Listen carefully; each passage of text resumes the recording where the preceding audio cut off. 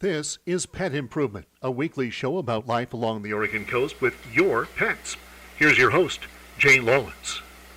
Well, good morning, pet lovers. What a beautiful morning. I feel like I've been saying that a lot this winter, but it has been an incredibly kind winter to all of us pet lovers. I've missed very few days getting the dogs out, and it's been absolutely wonderful. And we have such a beautiful place here. And one of my passions, one of my favorite, my most important things that I really try to learn about and bring in front of everyone as an issue and a topic is how we keep these places absolutely pristine. How do we do that? You know, everything that goes on the land is running into the ocean, and it's changing the ocean.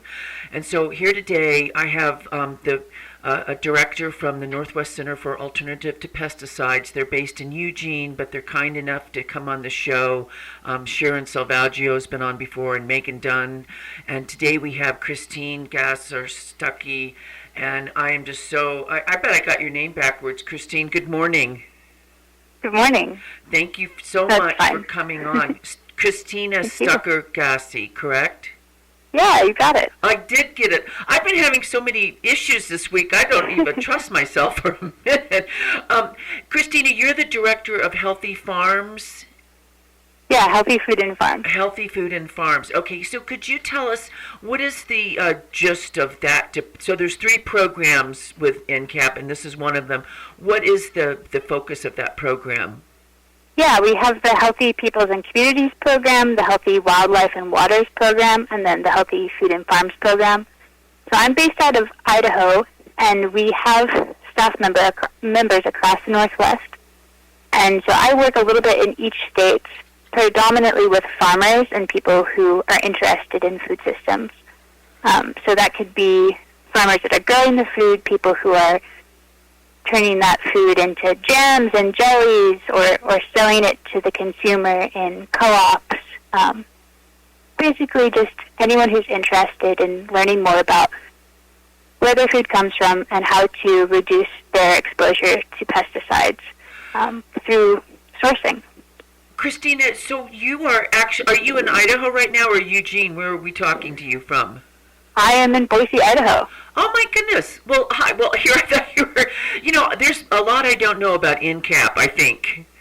Yeah, we've been around for a while, since the 70s. We first kind of made our way onto the stage because we were concerned with forest spraying in Oregon. So your introduction about what goes on the land goes straight into the waters is a very real problem for us that we're trying to still address. I bet you are coming up against a lot of opposition. We do from time to time. From time to time, because I know they had a voter initiative here, and everybody's suing everyone, and I can't seem to understand why we as a humanity, as a culture, aren't getting what we're doing to the environment with these chemicals. Why is it so hard? Well, I think that there was a kind of lag in our scientific understanding of what a lot of these chemicals can do to our bodies and do to other creatures that we share this earth with. And the science has definitely improved. We can understand those impacts a lot better. But when those technologies, when the chemicals were first being created, we didn't have a good understanding. I remember going into my grandmother's garden shed and seeing liquid mercury when we were cleaning out her place a few years ago and just being flabbergasted. But she would use that product and probably wasn't even wearing gloves some of the time. So I think that people are waking up to the long-term impacts now that it's been a couple generations, or at least that's my hope. Well, I saw an article yesterday where they're testing beagles again. They're dosing them with pesticides and to the point of death and toxicity. And I mean, I just am stunned that we're still not embracing what happens with these chemicals. And I've had people on the show that talk about how they are xenoestrogens, and they change the hormonal structure of animals and people. I mean, there is a huge, significant impact. Mm-hmm. But I want to go back to what you're doing. You're helping farmers. You're helping. Is it primarily small and just something organic? I heard some farmers telling me a while back that organic has become so difficult to get certified that they now have a new class for small farmers that want to raise plants without pesticides. Is that true, or can you explain that a little bit? Yeah, I can try to speak to that. So organic, for me, is still a really great indicator when I'm in the grocery store for wanting to reduce my exposure to pesticides. It's scientifically shown to reduce exposure through food. There's still a lot of other potential ways to be exposed, but organic is definitely a good one. There are different certifiers. So the two I work with the most are the state certifying bodies, because each state has a Department of Ag with their own organic certifying body, and that's ran by the National Organic Program. And then there's smaller certifiers like Oregon Tilth, which they're a great certifier. They've been around for a long time, and they definitely know what they're doing. What was that? No, Oregon Tilth. No, thank you for saying that. Who is it in Idaho? Yeah. What's their name? So Oregon Tilth certifies all over the country, in Idaho as well. And there are state agencies, just the Idaho Department of Ag Organic Program, which is a pretty boring name. But they do a good job as well, and they actually just added a few new certifiers because of the demand, which is kind of cool. I work with farmers who have a yard plot, who are interested in doing more of a market garden. And then the largest farmer I work with has over 10,000 acres in his rotation and is doing predominantly organic wheat. So there's quite the variety. That's fantastic. I mean, I love that you work with smaller farmers because, again, we have that gap of like either high commercial factory definitely level or small people that want to till the land and love the land and get back to just being in the land, playing. Yeah, the purity. A huge part of what I do is try to find and support farmers who are either having a hard time or are doing well, especially those smaller scale farmers, because with the rise of large scale agriculture, those farmers are having a more difficult time competing because they can't charge enough, or people don't always want to pay what those people put into their fruits and their vegetables and their other amazing products. So it's important to educate. It is, and all you have to do is go buy from a small farmer an organic produce or potato, for instance, and then go buy a regular potato. This is my favorite taste test. Right. We remember when we were kids, we'd eat. Mom would give it raw, and it was so delicious. And the other day, even my husband had to buy non-organic potatoes, and I took a bite. I was like, "Oh my gosh, this is terrible!" And so when we got the organic ones, I did the side-by-side, and there's just no comparison. The taste, the organic farming, the nutrients, all of that creates such taste and flavor. The soil is alive. It's full of life. It's a live food, right? It's full of life. China, I don't want to put you on the spot with the China and their organic, but one of my bones is that if you buy organic from people or small farmers, like you're saying, or organizations that are really, really on top of things, it's just really expensive because of what goes into it. And then you get this organic, quote unquote, from China. Who's even certifying that? And it's so cheap compared to anything anyone else can produce. I just always question, is this really organic or not? Mm. And a lot of it is actually from domestic sources as well. There's been organic fraud from imports, but also domestic supplies. Thankfully, our new national organic director is really cracking down, and the main way that she's doing that throughout the country to cut down on fraud is more checks, more randomized checks at processors and on farms. So I think that's a step in the right direction, giving us more faith back into the organic program. But yeah, I think you're right. Or the large organic doesn't always stand up to, your farmer's market or your neighborhood farmer. And I can see a place for both, but I always feel better when I'm buying it locally and from sources I know that aren't spraying. Oh, absolutely. And interestingly enough, now we've become this kind of culture of sauces. So we take this food that is grown in, it's almost robbed of all its nutrients. It doesn't have its taste. They make it into some kind of meal, and then they add these sauces, and that's where all the flavor comes from. And the sauces are just diabolical. I mean, it's just good food has the taste and the nutrients in it, and you can tell when you're eating wholesome. Yeah, getting back into the kitchen, and I love that idea of taking pleasure in chopping onions, even though they may sting your eyes, but that's an essential part of being human, is cooking our food and preparing it that way. I love it. We're onion. Oh my gosh! I as crazy as my life is, I love to cook. We don't really do that much takeout. We only do maybe one meal from a nice restaurant once a week or every other week, but we make meals every night, and I have to have my sweet onions, have to have them. But that's a great analogy, absolutely. We want to take a quick break, and when we come back, can you talk to us about sustainable and what that means? Oh, definitely. Okay, great. Stand by for a minute. Thank you.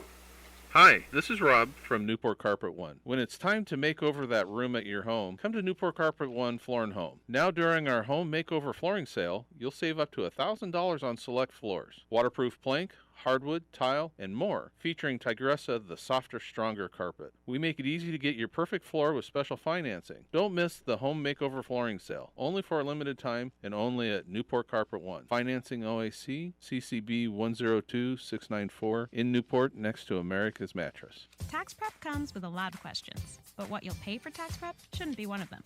Luckily, H&R Block has upfront pricing, so you know the price when you get there. Just 3 easy steps to know the cost before you begin. Any questions? In person or online, Block has your back. At participating locations, applies to personal returns for tax year 2018 only. See tax office for details. This is Alan Twombly from your locally owned H&R Block office. We understand local taxes because we are local. Visit our office today, OBTP 71782C. Log on to OregonCoastDailyNews.com, your daily news and information source about the coast, giving you the whole story, along with audio and video. You don't have to buy a subscription to read our news stories online. You can also follow OregonCoastDailyNews.com on Facebook and on Twitter at OC Daily News. Log on to get the latest breaking news, along with information on traffic, weather, upcoming events, and the daily Yaquina Bay Bar Report. On the Internet, make your local news source OregonCoastDailyNews.com. Pet improvement continues now on News Talk 1310 KNPT, AM 1400 KBCH, and AM 820 KWDP.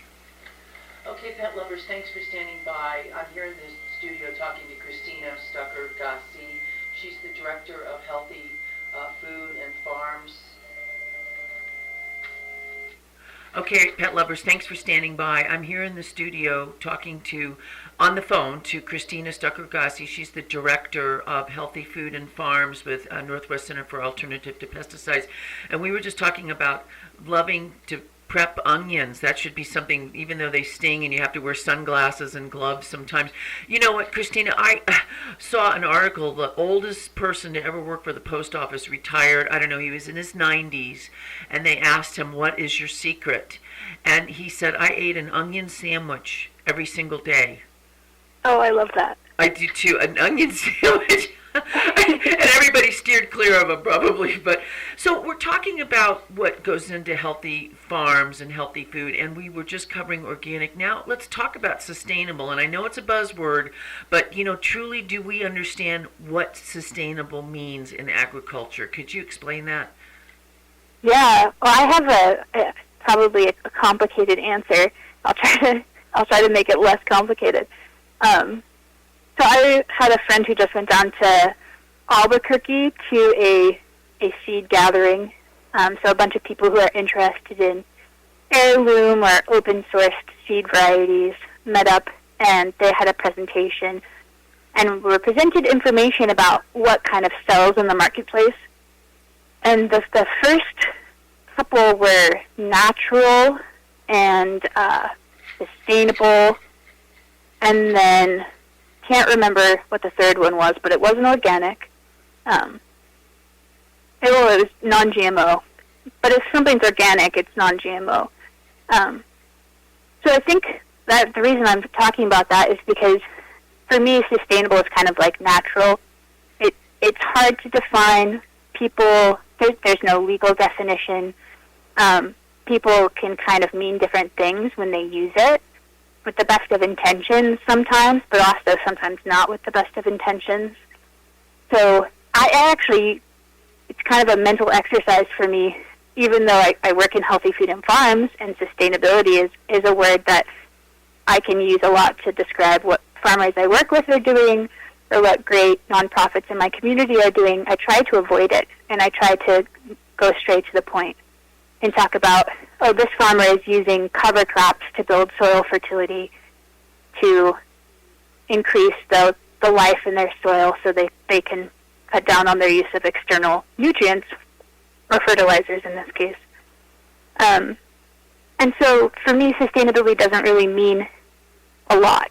Ideally, what it would mean is that the whole system was being taken into consideration when talking from the perspective of whatever it's being used to market. So if it's sustainable agriculture, we're looking at ways to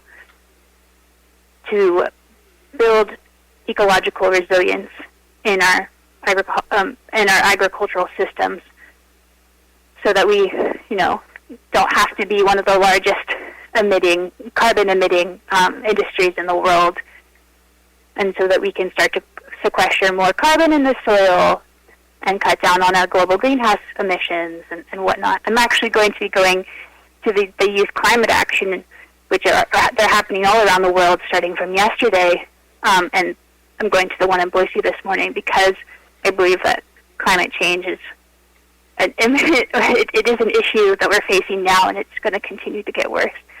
So all of that needs to be taken into consideration when using the term sustainable. And I think it's more important to, again, just talk about what exactly it means rather than just using the buzzword. I thank you. And it is complex. I'm sitting here going, how is there any way to put that in a soundbite? And there really isn't. Right. It's almost like when you hear about it, I mean, what I guess my subtopic is, it means that you can continue to do what you're doing for a long period of time because you're doing definitely. I think that's a great way to sum it up. Okay, good. Oh, I did. I only had one cup of coffee this morning. I did. and it's very complex, and which is what's so fascinating. And we lived in Arizona, and there's just no question, when you live out in the desert, it's so much cooler. You drive into the city and all that pavement, it's just really, really, really hot in the city. And I don't know why people... It's called the heat island effect. What is it called? There's a term, the heat island effect. Heat island. Because the thermal mass of all that, the cement, it sucks the energy in from the sun and just keeps it there.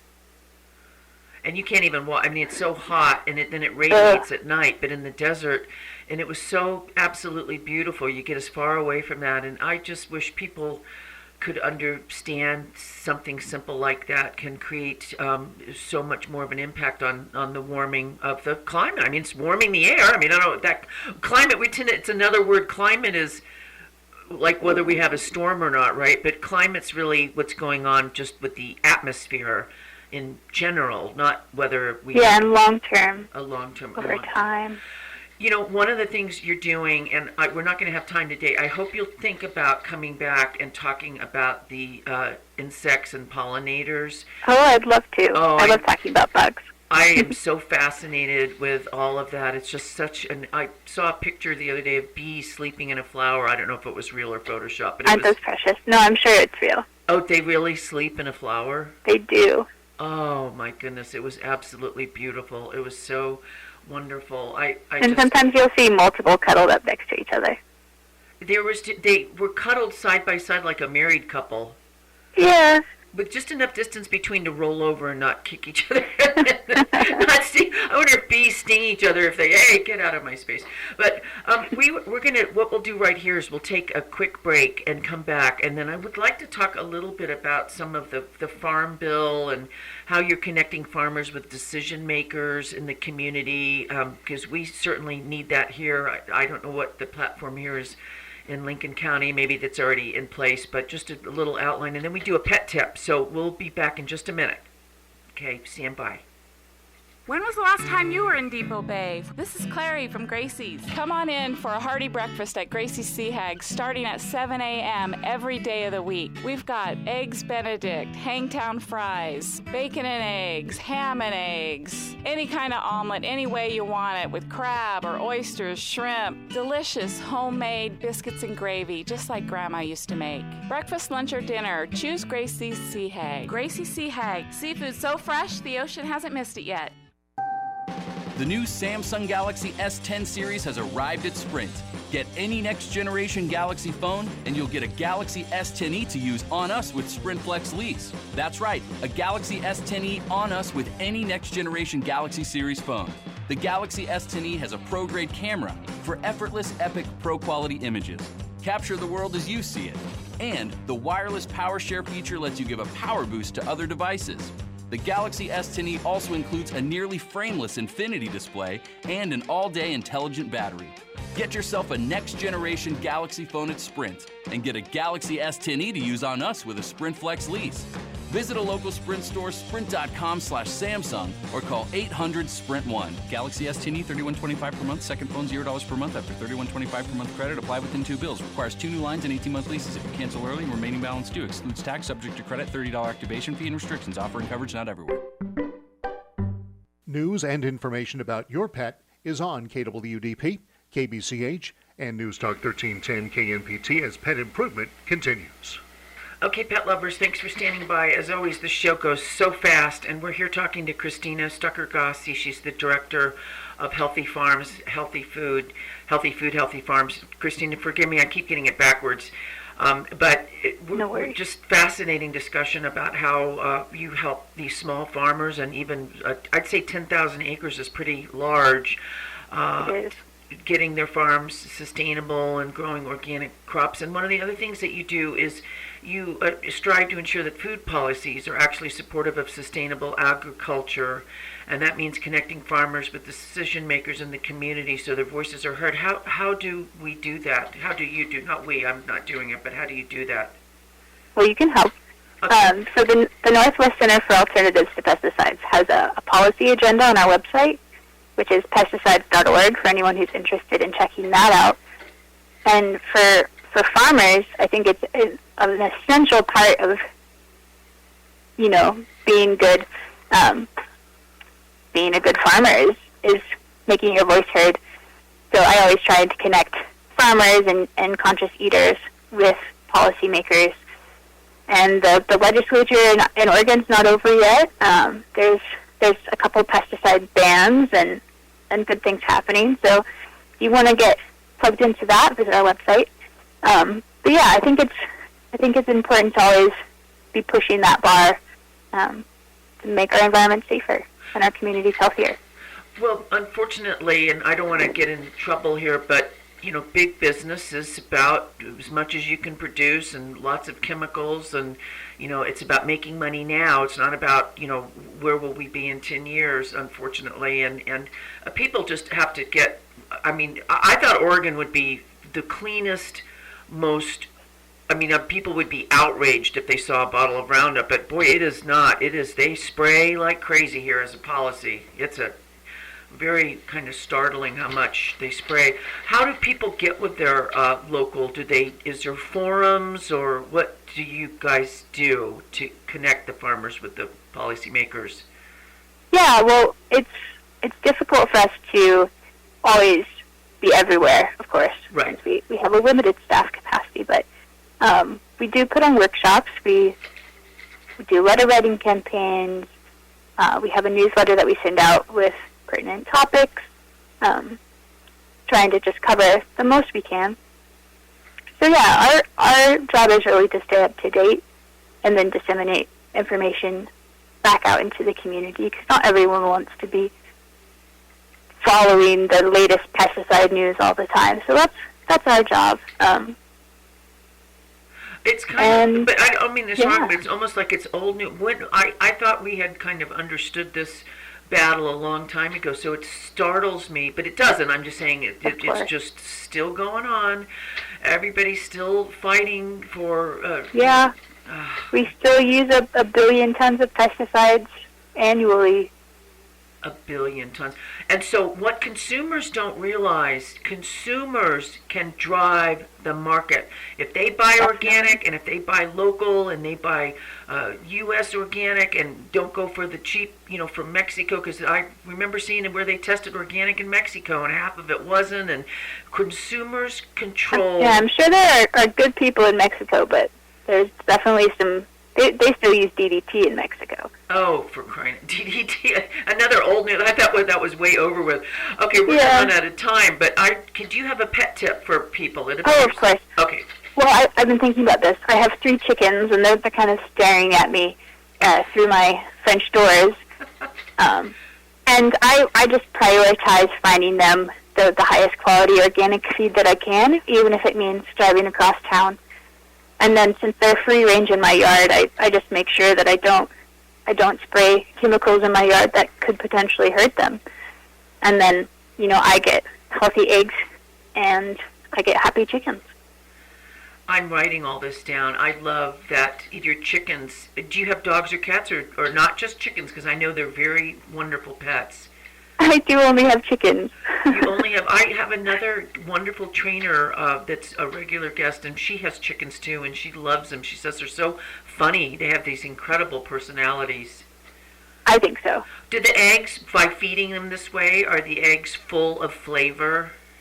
Oh, yeah. I sometimes run out of my eggs, and I'll get them from some friends of mine who are doing a really great job, and they do pasture management to balance nutrients and, all that good stuff that farmers do because it's their job. And I do a side-by-side comparison, and my eggs are just as yellow and just as delicious. So I take a lot of pride in that. Oh, that's so nice. You're saying your eggs are as quality as their eggs, instead of saying, oh no, my eggs are better. Did you ever do a side-by-side with just store-bought eggs, just regular? I don't buy store-bought. Well, except if they're like at the co-op from farmers that I know and trust, because I'd rather get it from them. But whenever I find myself eating eggs that are not as yellow, and I always am like, oh, I wish we could have more eggs. I wish all the eggs could be my eggs. Oh, this is huge farm country here, and there's a lot of folks with little farms doing just that. They have the raw goat's milk, which is wonderful for pets. They have the farm fresh egg, which is another thing that we love to feed our pets. Support that. Yeah, and organic vegetables that they can add, make up a nice little mix and add to the food. All of that is great for the dogs, and if the kitties will eat some of it or have some of the raw goat's milk. And I just thank you so much for what you do. I didn't even know you probably volunteer your time, don't you? A lot of it. To do I stay busy. You stay busy. Yeah. Well, Christina, we really appreciate you coming on, and I want to have you back on soon to talk about the pollinators. Can we do that? Schedule that? I'll get with you. Of course. Yeah. All right. You have a wonderful day. Have a wonderful weekend. You too. Thank you so much. Bye-bye.